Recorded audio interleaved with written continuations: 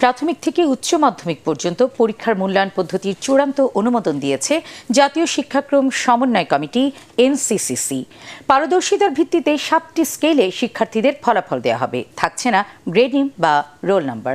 গবেষকরা বলছেন, এই পদ্ধতির ফলাফল বিদেশে উচ্চশিক্ষা কিংবা চাকুরির ক্ষেত্রে বিড়ম্বনায় পড়বেন শিক্ষার্থীরা। রিপোর্টে জানাচ্ছেন মাহবুব কবির চপল।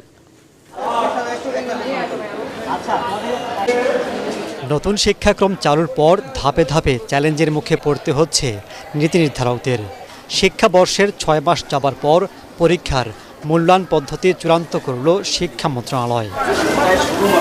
ফলাফল নির্ধারণের জন্য একটি ফর্মুলা তৈরি করেছে এনসিটিবি। প্রতিটি বিষয়ে থাকবে 5টি পারদর্শিতা সূচক বা পারফরমেন্স ইন্ডিকেটর পিআই। সর্বোচ্চ থেকে সর্বনিম্ন পিআই বিয়োগ করে 100 দিয়ে গুণ করে 5 দিয়ে ভাগ করলে ফলাফল বের হবে।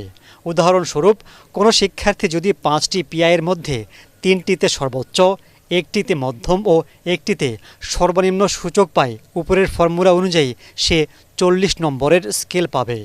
এভাবে 7টি স্কেলের মাধ্যমে শিক্ষার্থীদের সামষ্টিক অবস্থান জানিয়ে দেওয়া হবে।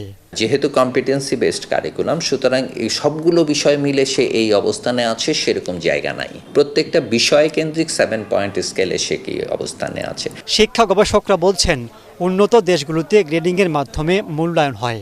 বাংলাদেশের এই পদ্ধতি তাদের কাছে কতটা গ্রহণযোগ্য হবে তা নিয়ে সংশয় আছে। যখন আমরা আমাদের স্কেলের মূল্যায়ন পাব, তখন ওই স্কেলের মূল্যায়নের সার্টিফিকেট নিয়ে উন্নত বিশ্বের অথবা যে কোনো দেশে গেলেই তারা তো এক ধরনের হোঁচট খাবে। যদি তাদের সিজিপিএ থাকে আর আমাদের যদি সিজিপিএ না থেকে আমাদের স্কেলে থাকে, তখন এই স্কেলগুলোকে তারা আবার ফিরিয়ে দিবেন অথবা বলবেন যে আমাদের পদ্ধতি অনুযায়ী তোমরা এগুলো ইকুইভ্যালেন্ট করে নিয়ে আসো।